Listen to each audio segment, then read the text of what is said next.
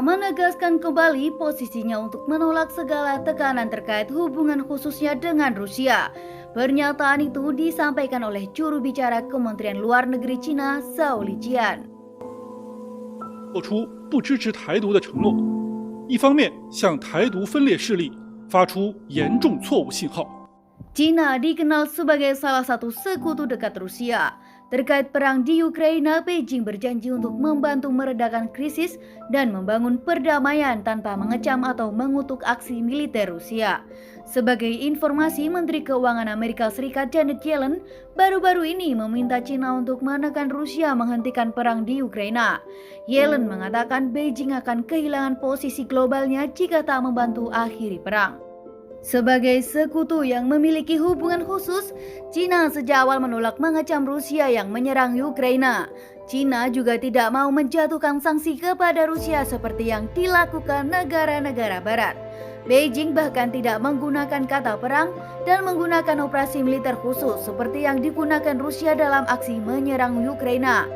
Yellen melalui pidatonya di Dewan Atlantik mewanti-wanti dampak dari komunitas internasional jika Cina tidak menunjukkan solidaritasnya terhadap Ukraina. Amerika Serikat telah mencoba mendorong Cina untuk mengambil sikap yang lebih tegas terhadap Rusia atas invasinya ke Ukraina.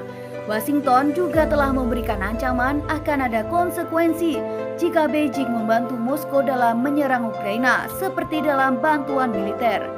Cina sejauh ini telah berusaha menampilkan diri untuk berada di pihak netral. Cina mengaku menghormati nilai-nilai integritas teritorial sebuah negara, tapi juga tidak mau mengecam tindakan Rusia. Ihwal tekanan dari komunitas internasional dilansir AP, Lijian mengatakan, kami menentang tuduhan dan kecurigaan yang tidak berdasar terhadap Cina.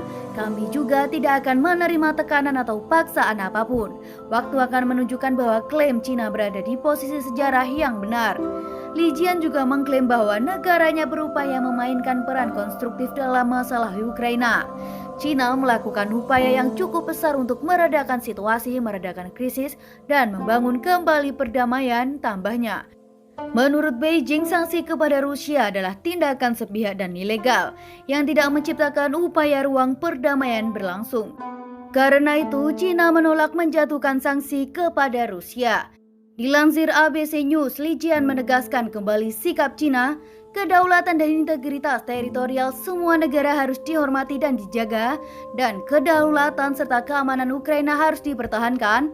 Namun kekhawatiran atas keamanan Rusia yang sah juga harus dihormati dan diperhatikan. 挽回的损失还可能冲击现有世界经济体系，使国际经济合作几十年。 Juru bicara Kedutaan Besar Cina di Washington, Liu Pengyu, menentang untuk mengaitkan hubungan Cina-Rusia dengan krisis di Ukraina. Pengyu menyatakan bahwa negaranya berkomitmen untuk mempromosikan perdamaian.